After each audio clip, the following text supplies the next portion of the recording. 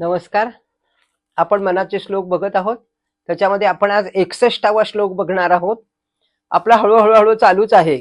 आपल्याला गाठायचे 200 पर्यंत, पण आपल्याला मध्ये मध्ये अधिक मासासारखे काही काही आपले व्हिडिओ येत आहे. शंकराचार्य जयंती झाली मध्ये. ठीक आहे, आपण आपलं चालूच ठेवणार आहोत. पुढे 61वा श्लोक बघूयात आपण.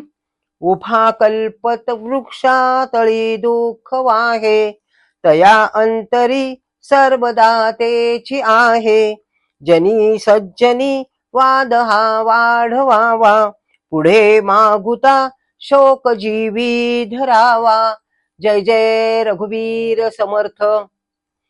आपल्याला इथे कल्पतरू शब्द वापरलेला आहे आणि 60व्या श्लोकात आपण बघितलं त्यावेळेला आपल्या लक्षात येईल की आपल्याला कल्पतरू याचा अर्थ पाहिजे पाहिजे पाहिजे हवं की संपतच नाही कधी आपल्याला ते, नाही का. मग त्यांनी असं सांगितलं की माझा रामच माझा कल्पतरू कामधेनू आहे.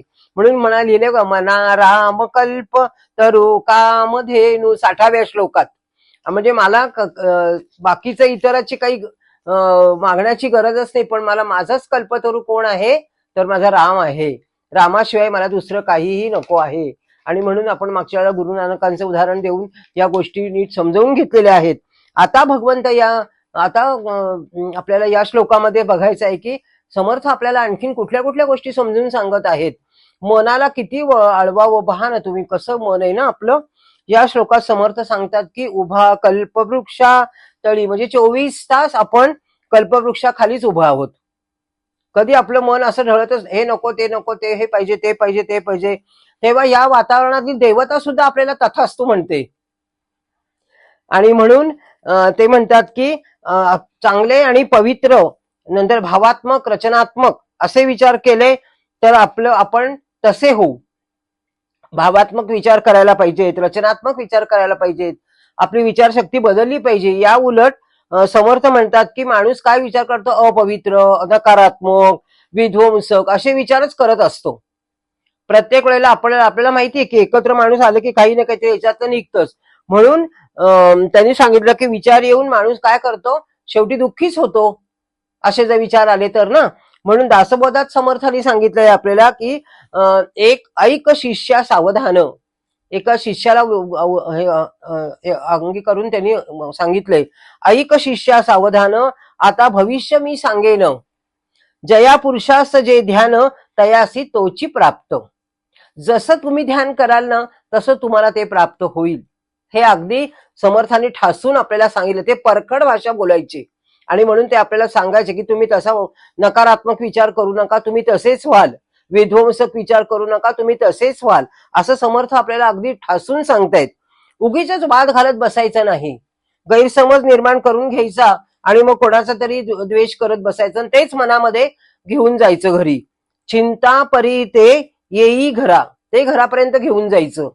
या नियमानुसार आपल्या वाट्याला नेहमी तेच येईल. म्हणून वाद झाल्यावर जनी सज्जनी वाद हा वाढवावा, पुढे तो वाद वाढवायचा नाही म्हणून, आणि बुद्धी शोकबुद्धी होऊन जाते. यासाठी ते उपाय सांगतात समर्थ आपल्याला. बघा, आपल्याला ते प्रत्येक वेळेला त्याने आपल्याला उपाय सांगितलेले आहेत. आपली मानसिकता ते म्हणतात बदलावी लागेल, सगळ्यात महत्वाची गोष्ट. बरोबर आहे ना.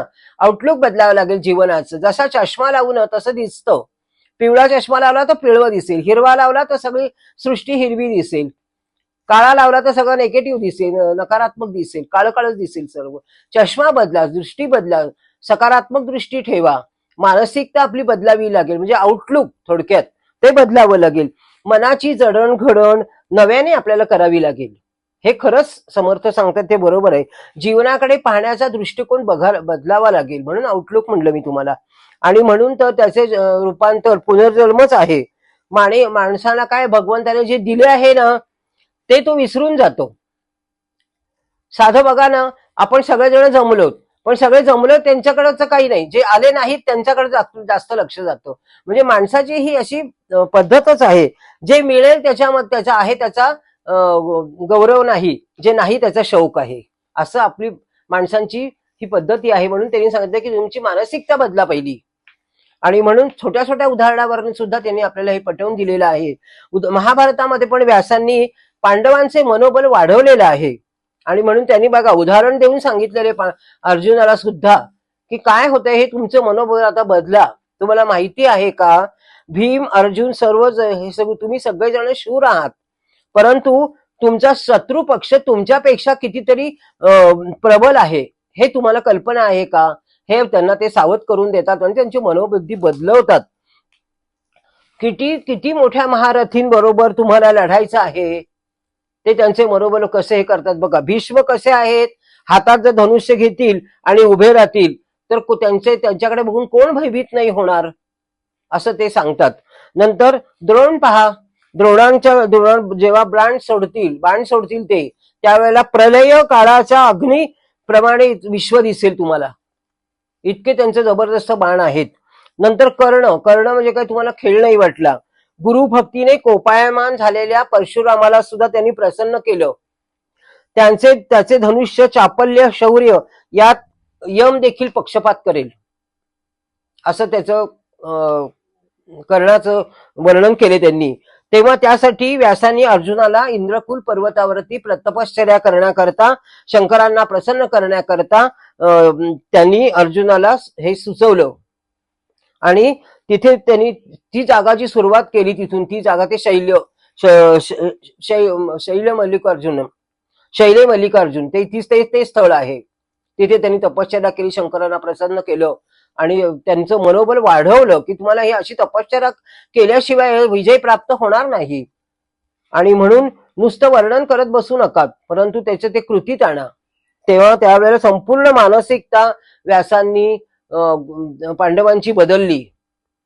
त्यासाठी त्यांना किती कष्ट करावे लागले असेल, किती विचार त्यांना द्यावे लागले असतील, किती विचारांचं रोज मंथन होत असेल आणि किती गोष्टी समजावून सांगायला लागतील. म्हणून समर्थ म्हणतात की भगवंताने आपल्याला खूप दिले आहे, त्याच्यावरती विश्वास ठेवा आणि जे दिलं नाही त्याचा शोक नका करू. दुसऱ्याकडे आहे आणि माझ्याकडे नाही. जे मला दिले आहे ते मला इतकं भगवंतानी काय काय दिलं आहे, आता काय त्याचं वर्णन करायचं, त्याचा विचार करा. आणि म्हणून जे आहे त्याचं त्यांनी सांगितलं. म्हणून त्याच्यामध्ये त्यांनी लिहिलं की जनी सज्जनी वांकतो हा वाढवावा, पुढे मागता शोक जीवी धरावा. जे नाही त्याचा शोक करू नका, जे आहे त्याचा गौरव करा. तया अंतरी सर्व दातेची आहे. सगळं संपूर्ण सुंदर समजून सांगितले.